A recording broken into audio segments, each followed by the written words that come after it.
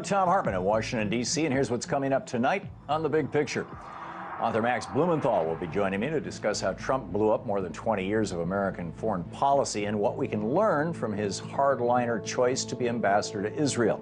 And in tonight's panel, David McCullough and Sarah Badawi will join me in studio to discuss the Republican Party's anti-patient health care agenda and why Republicans in Congress voted to put guns in the hands of the mentally ill.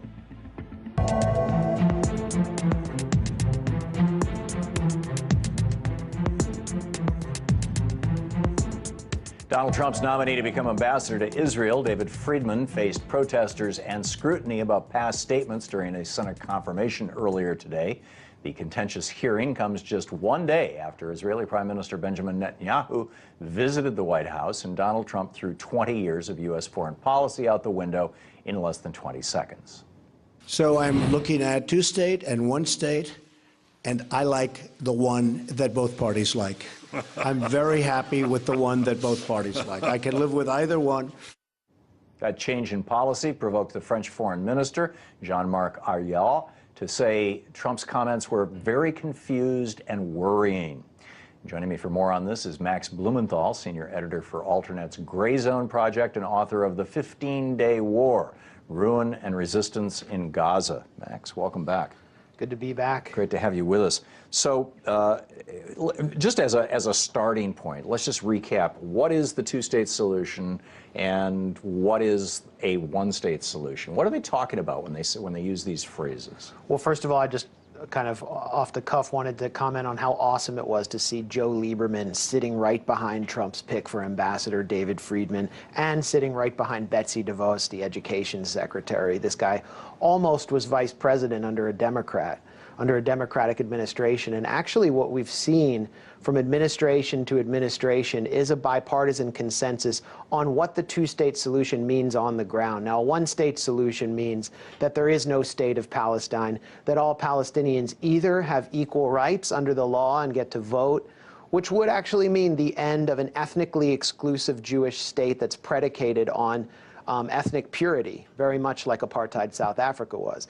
Or you have a one-state solution, which is the kind that the Israeli settlement enterprise is pushing, where Palestinians have formalized second-class or fifth-class status, and apartheid is formalized. They have certain rights as citizens, but they don't have the right to vote, for example. Right. And the two-state solution was supposed to be this idea of a Palestinian state alongside the 1949 armistice lines. It's sort of formalized in UN Resolution 242.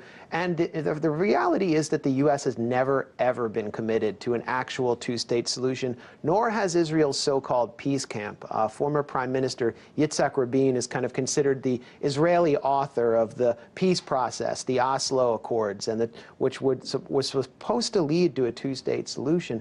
But in Rabin's final speech before the Israeli parliament, the Israeli Knesset, he said that this state will actually be less than a state.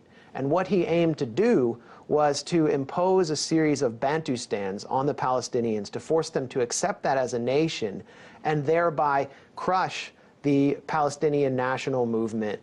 What do you, by Bantustan, you're talking about the states around South Africa? Well, you have these series of little kind of cantons, which are surrounded by Israeli security cordons, by the Israeli army. They have no control over their borders, no control over their water rights, no control over their airspace, and they have a dictatorial regime whose only role, much like you see on American Indian reservations with the Indian police, is to police the indigenous population. They have no possibility of resisting the settler colonial population, and you formalize that as a state, and then it's over. And so that was the goal of the two-state solution, and that is actually how the United States, under the Clinton administration, understood it back when the Oslo Accords were signed. End the Palestinian national movement, give them a few little cantons in the Gaza Strip and the West Bank surrounded by the Israeli army, even build some walls. The original plan for separation walls went up during this era under the watch of Yitzhak Rabin, and it was actually under the watch of Yitzhak Rabin's successor, also of the Labor Party, Ehud Barak, that Israel moved the most settlers and established the most new settlements in the West Bank, actually more than have been established under Benjamin Netanyahu. So what Trump is actually doing is not doing away with established U.S. foreign policy. He's ripping the mask off of one of the greatest and most dangerous masquerades in U.S. foreign policy, which has allowed Israel to establish new facts on the ground under the cover of someday making peace if Palestinians meet a series of completely impossible requirements. Is this we get to be second-class citizens in a two-state solution environment the reason, or the principal reason why the Palestinians have objected to it? Well, I mean, this is the root of Palestinian grievances. This is the root of Palestinian violence. This is the root of the Palestinian armed struggle and the national struggle, and it's the root of the nonviolent BDS movement, the movement for boycott, divestment, and sanctions. Now, Israel began building this vast wall inside the West Bank, not along the 1967 lines, that cut off certain Palestinian cities from themselves, the separation wall. And the International Court of Justice issued a ruling that this wall was illegal. But how do you enforce that when you have a Palestinian Authority that can't enforce anything, whose mission is only to police Palestinians?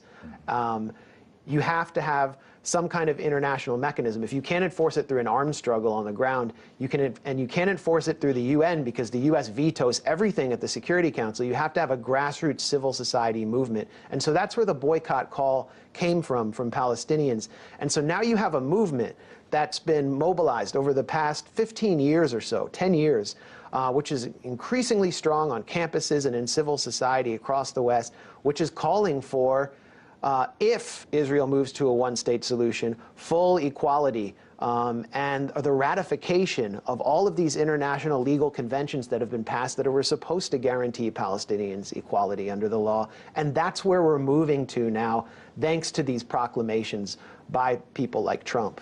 So we're moving in the direction of basically the resolution of South Africa, the dissolution of the apartheid state, and the integration of everybody? That actually sounds optimistic. Yeah, I mean, from my like the extensive time I've spent on the ground in Israel, Palestine, I don't even refer to it as Israel and Palestine, because if you're an American, you can travel freely through these settler bypass roads and go straight through the wall, whereas if you're a Palestinian, you'll be limited to these little cantons. It depends on what kind of ID you have. So in many ways, it's a one-state reality, and I think we've been in a South Africa situation for a long time, but I think now the understanding of the reality on the ground as a South Africa situation, which requires a South African-style solution, is increasingly mainstream. I would just direct you to Thomas Friedman's latest column, which is this rare moment of clarity for someone who's otherwise invariably delusional, in which Friedman said, he talked about the crisis within the Jewish community, where the new generation of Jews is not looking at this as a matter of whether there should be a one-state or a two-state solution. They're actually, and we're talking about American Jews, they're actually looking at whether Israel is morally tenable as a Jewish state. Wow. So, excuse me, so David Friedman has been appointed by... Not Thomas Friedman, but David right, Friedman. David Friedman. I don't know who's worse. Well, for Israel, I mean, who is David Friedman, and what does his, taking on this position, what does this mean? Well, you know, it's interesting. David Friedman's an American. He's being nominated for an American position, but effectively he will be a reciprocal ambassador between the U.S. and Israel, whose real roots in Israel lie in the settlement enterprise. He is the chairman of the foundation of a settlement, an illegal, very right-wing religious settlement in the West Bank called the Beit El. And he's the chairman of the foundation that Americans can send money to this settlement through. One of the major family foundations that sent money to that settlement is the Kushner Family Foundation of Jared Kushner, the son-in-law of Donald Trump, who is overseeing his Middle East peace process. Not only that, settlements were recently authorized after Friedman was nominated for ambassador in Beit El. It's kind of like a favor to him. The Beit El Foundation also oversees a very radical online website called Arutz Sheva, or Channel 7, which promotes a nonstop deluge anti-Palestinian incitement. Rob Bryan recently wrote about that for us at Alternet's Gray Zone Project. And so you have a figure who's actually possibly more right-wing than Benjamin Netanyahu himself, moving in as the top diplomat, who has also said, two-state solution, no way. Right. Here's a clip from this. I have expressed my skepticism about the two-state solution solely on the basis of what I've perceived as an unwillingness on the part of the Palestinians to renounce terror and accept Israel as a Jewish state. So what about that? Palestinians need to renounce terror. Well, that sounds like a compelling argument to most Americans. Well, I mean, actually, you know, what he said next was even more interesting. He said Palestinians need to accept Israel as a Jewish state, and that's actually a demand that Barack Obama made. He was, as far as I know, the first U.S. president to make that demand. The PLO accepted the existence of Israel in 1988. A lot of people don't know that. But to accept Israel as a Jewish state means that the 20% of Israel's population who are Palestinian citizens formalize their second-class status. It would be like me, as an American Jew, accepting America as a Christian state, or an African American accepting America as a white state. And that demand is completely impossible for Palestinians to fulfill, and that's why he's making it, so they can continue to advance the one-state solution in practice. So it's essentially a setup that's designed to fail. Well, he's offering Palestinians a choice, and this is the same choice that Obama offered them: apartheid or apartheid. So what do you choose? Different varieties of it, you know, with some different geography, is it? Well, one is apartheid with your consent and formalized, and the other is apartheid against your will while you're still waging some kind of noble resistance. Remarkable, remarkable. Max Blumenthal, it's always a pleasure. Thanks for having me. Thank you, Max. Coming up, the Republican health care agenda aims to make it harder for people to, quote, game the system. But why are sick Americans being forced to game the system just to get health insurance? More on that in tonight's Big Picture Politics panel.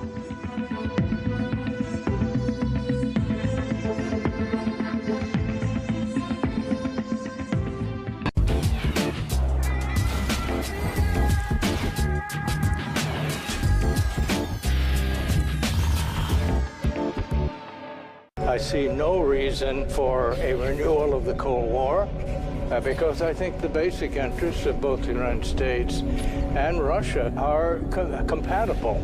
There is simply no reason for us to treat each other as enemies. I would hope our governments can find a way to work more harmoniously in the future.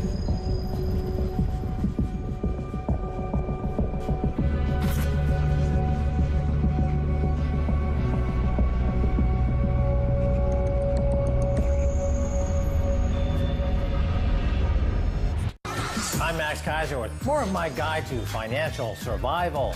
This is a hedge fund. It's a device used by professional scallywags to earn money. That's right. These hedge funds are completely non-accountable, and we're just adding more and more to them. Totally destabilizing the global economy. You need to protect yourself and get informed. Watch Kaiser Report.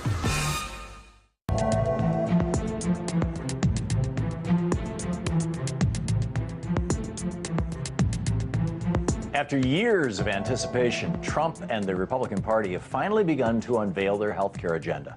And to paraphrase CBS's chief Les Moonves, it might not be good for America, but it'll sure be good for those insurance companies. Jonathan Cohn at the Huffington Post explains that this proposal would change the rules for insurers that sell coverage through the Affordable Care Act's exchanges or directly to individuals. But even more telling is the move to shorten open enrollment periods, which the Hill reports is intended to cut down on sick people gaming the system and driving up costs.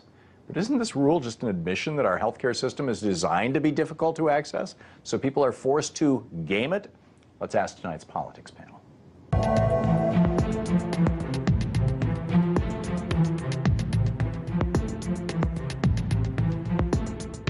With me for tonight's politics panel are Dave McCullough, partner at Capital Media Partners, and Sarah Badawi, attorney and legislative affairs director at the Progressive Change Campaign Committee. And thank you both for being with me tonight.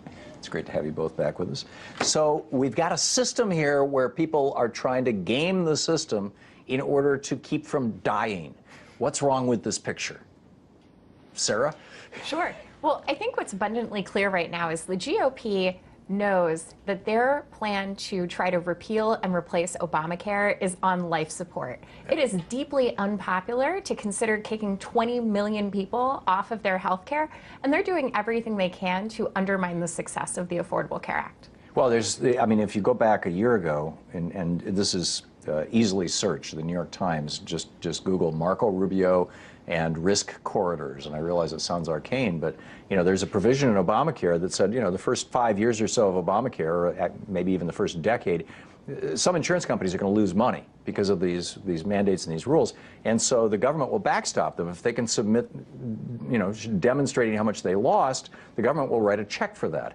Marco Rubio inserted a rider in a budget bill last year that blew that up, and then bragged to the New York Times that this was single-handedly going to take down Obamacare. And it is, Dave. It's causing the health insurance companies, several of them pulled out right after that happened because they could see, they were losing money, and they could see that there was, why lose money if if the government's not going to make it back up? So, should we all be thanking Marco Rubio for ending Obamacare, for destroying our health care system? Well, back to the point at hand, the insurance companies are losing money, and we've already seen, I think it was Humana who decided that after 2018 they're going to pull out. Right. Whoa, I mean, they would make a profit if the risk corridors were still there. I'm not going to speak. They were guaranteed a 20% profit. What I'm going to say, though, or 20%, overhead, is the insurance companies are suffering because of Obamacare, and so let's get rid of the insurance companies. Well.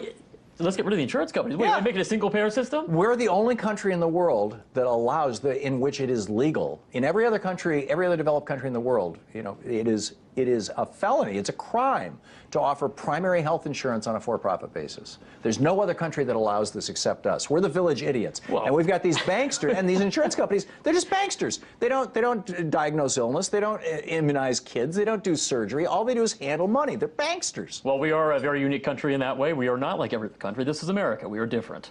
But again, going back to the idea that that's seriously your answer? No, that's not my answer. But if it doesn't work, if you're going to say that, well, everyone else does. You just said it doesn't work. You said they're losing money. I'm saying, okay, they're losing money. Let's get rid of them. We'll because save Obamacare was poorly written and poorly implemented. Back to the point at hand, though. Okay, so they were talking about shorting the open enrollment period, like it's some sort of, it's a very short amount of time. It's November 1st through December 15th is the new 6 proposed. weeks. That's plenty of time for most people to find a little bit of time to enroll for next year's health care, or if you already have health care, for it to just automatically roll over. But why make it harder at all when there are people in need that need this access to affordable health care? I mean, right now what I'm seeing is not only Donald Trump, but the entire GOP siding with big corporations that make billions in profits, siding over working families that just need a fair shot at getting an affordable plan. And right now they're doing everything they can to undermine that. I thought, Trump ran on, I'm here for the little guy. I mean, if we extended Medicare to everybody, the entire healthcare system's costs would drop by at least 20%. But that would turn us into a socialist country, which is basically the business of America. I'm not talking about a British system. I'm not talking about a socialist system. I'm talking about a Canadian system, a French system, a German system, a Norwegian system. Well, and this is a perfect opportunity to put their money where their mouth is. Let's increase competition by really pursuing a public option and force these insurance companies to play ball fairly. Yeah, you know who the most popular person in Canada is, Dave? Justin Trudeau. Tommy Douglas. No, Tommy Douglas. He's dead, but he's a saint. He's like their Abraham Lincoln. And what did he do? He started a single-payer healthcare system in Saskatchewan, and then it spread all across the country. He's Kiefer Sutherland's grandfather. He's insanely famous and beloved. Anyhow, in a 51-49 vote today, the U.S. Senate confirmed Representative Mick Mulvaney to be Trump's White House budget director. Mulvaney has spent years attacking the elderly and disabled by pushing to raise the retirement age and cut and cap and balance Social Security and trying to end Medicare as we know it. His quote. And as R.J. Eskow points out at the Huffington Post, the vote comes on the very same day that someone who is earning $1 million yearly salary will stop paying into the Social Security fund. That would be today. So instead of robbing working Americans of their hard-earned benefits by raising the retirement age or cutting benefits, why don't we scrap the cap on Social Security so that the highest earners continue to pay into the system all year round and the system is solvent forever? Why should Bill Gates and Donald Trump pay less into Social Security than any of us? Keep feeding into this thing, into Social Security. I mean, yeah, I'm a little bit nervous about raising the age too much. I mean, it's already going up to 67 because of what Reagan did in '83. Right. But when you have a system that is questionably potentially could default, that it potentially could go under, is underfunded. Yeah, okay, so there are a few You think questions about bricklayers should work till they're 70? Really? I'm saying it's individual responsibility. Okay, Sarah, your Well, thoughts? the big picture here, Tom, is that Donald Trump campaigned on not cutting Medicare and Social Security and helping many of his own voters stay out of poverty.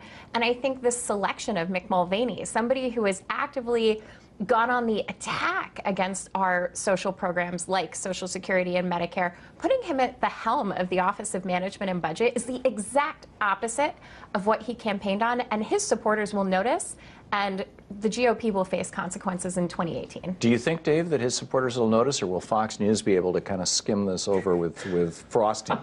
I'm serious. You keep talking about Medicare and Mulvaney. There's more to OMB than just Medicare. Mulvaney they do all the scoring for that. Mulvaney is known to be a fiscal hawk. He is known to be a fiscal conservative, and for Donald Trump supporters and a lot of conservatives in America, they will see Mulvaney as a positive step towards reining in excess government.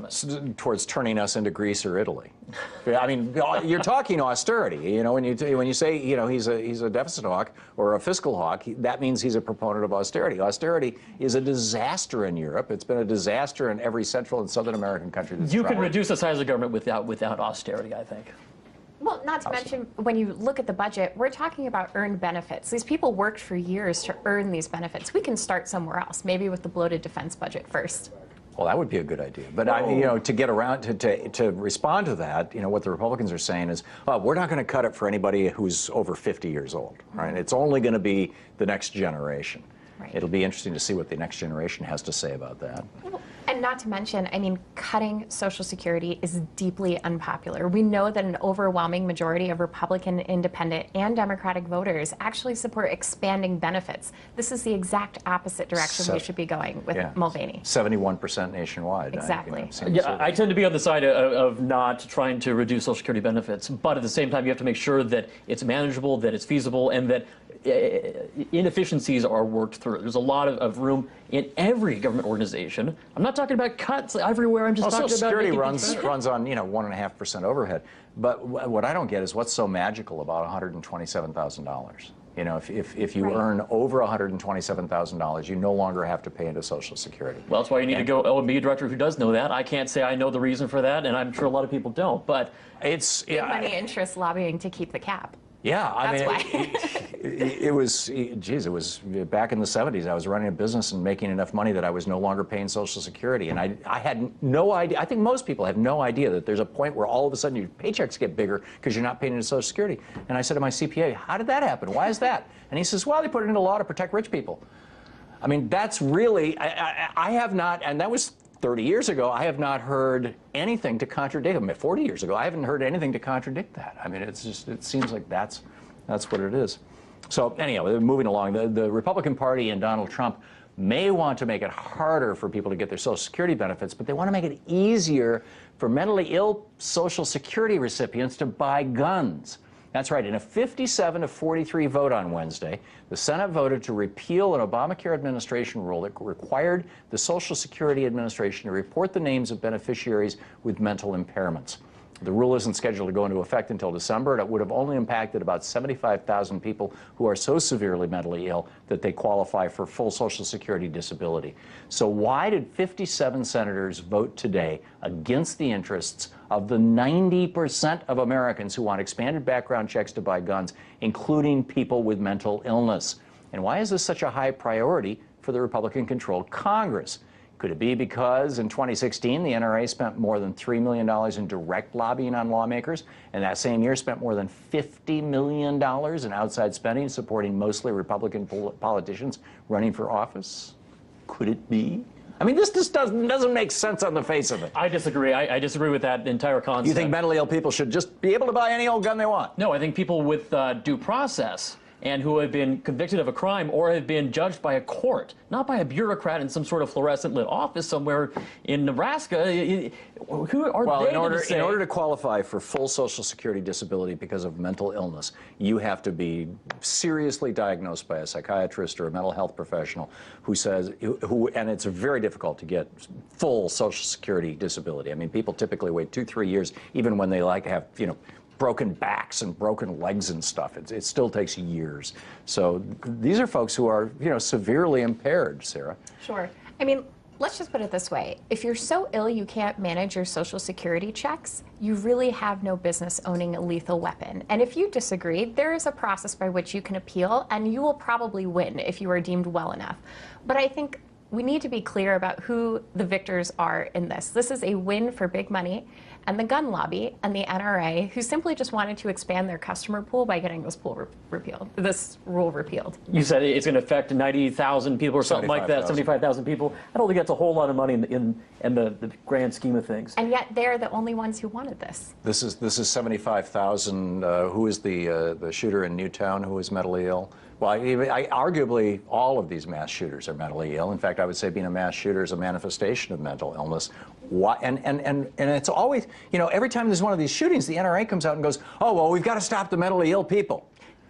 And now they're saying, well, let's sell some guns to them. No, we're saying, my head is spinning. Due process. It all comes down to who does it. And if a court decides that... Who does what?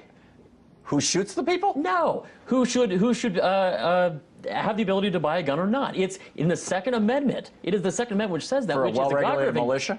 A God-given... It's a God-given right. Now you got me off topic. Okay. Should a court be the ones to say that you should not be able to own a gun? Should it be a doctor? Should it be someone, a bureaucrat? I think so. It should be a bureaucrat. we disagree on this. Dave, Sarah, thank you both for being with us today. Thanks so Thank you, much. Tom. It's great having you. And now the big picture fact of the day. The weed killer glyphosate has become so pervasive in our environment that one German university found in 2012 that urine samples from an urban population contain 5 to 20 times the amount of the weed killer that is legally allowed in drinking water. And that's the way it is tonight. And don't forget, democracy is not a spectator sport. Get out there, get active, tag, you're it.